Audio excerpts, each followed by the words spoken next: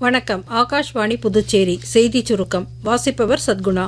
குடியரசுத் தலைவர் திருமதி திரௌபதி முர்மு உத்தராகண்ட் மாநில சட்டப்பேரவையில் நடைபெறவுள்ள சிறப்பு கூட்டத்தொடரில் இன்று உரை நிகழ்த்துகிறார். பின்னர் நைனிடாலில் உள்ள ஆளுநர் மாளிகை நிறுவப்பட்டதன் 125வது ஆண்டினை குறிக்கும் விழாவிலும் அவர் பங்கேற்கிறார். நாளை நைனிடாலில் ஏற்பாடு செய்யப்பட்டுள்ள பல்வேறு நிகழ்ச்சிகளிலும் திருமதி முர்மு கலந்து கொள்ள உள்ளார். கல்வி வளர்ச்சிக்கு அரசியல் தடையாக இருக்கக்கூடாது என்று மத்திய கல்வித்துறை இணையமைச்சர் திரு சுகந்தா மஜும்தர் கூறியுள்ளார். கல்வியை பொறுத்தவரை எந்த ஒரு திணிப்பையும் மத்திய அரசு மேற்கொள்ளவில்லை என்றும் தேசிய கல்விக் கொள்கை மற்றும் PM ஸ்ரீ திட்டத்தை பெரும்பாலான மாநிலங்கள் ஏற்றுக்கொண்டிருப்பதாகவும் அவர் தெரிவித்தார்.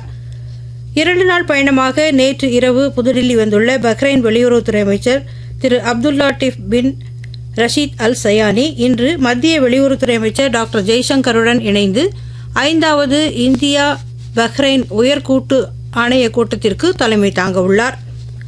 ஆந்திர மாநிலம் ஸ்ரீஹரிகோட்டா சதீஷ் தவான் ஏவுதளத்திலிருந்து நேற்று மாலை செலுத்தப்பட்ட CMS-03 செயற்கைக்கோளை திட்டமிட்ட புவிவட்ட சுற்றுப்பாதையில் இஸ்ரோ வெற்றிகரமாக நிலைநிறுத்தியது.